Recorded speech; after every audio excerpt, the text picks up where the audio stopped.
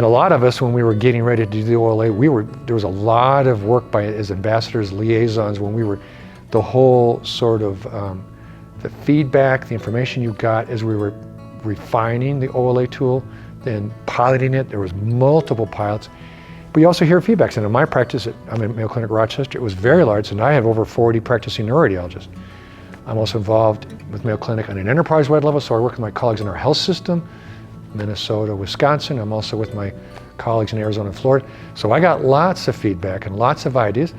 You know, not always can address things, but at least you hear what's going on, what are the major pain points or concerns or communication gaps. I think the same thing happened with this COVID pandemic when everything got shut down and you couldn't do the exams. And again, I think the ABR leadership did this very well, and it was, again, broad stakeholder management. It was not just general practice radiologists, it was not just program directors, but the major different major societies, whether it's ACR, RSNA, ASNR, a lot of feedback. But again, each of us that are members of those societies also got feedback.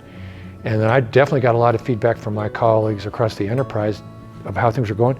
And again, I think ABR was able to pivot relatively quickly and do a very good job, and I think overall met the needs. But again, it was stakeholder management and a lot of input. I think, again, ABR is a wonderful organization, lots of good things, but I think it's really doing much better on stakeholder management, stakeholder input, getting that feedback. And then the other piece is communicating. Communication is so critical. As George Bernard Shaw said, the single greatest problem with communication is the illusion that it has occurred. And so a little over communication is okay in these days and age, especially with the stresses and the strains of the pandemic and people being very virtual and remote and not maybe as in touch and engaging with people. So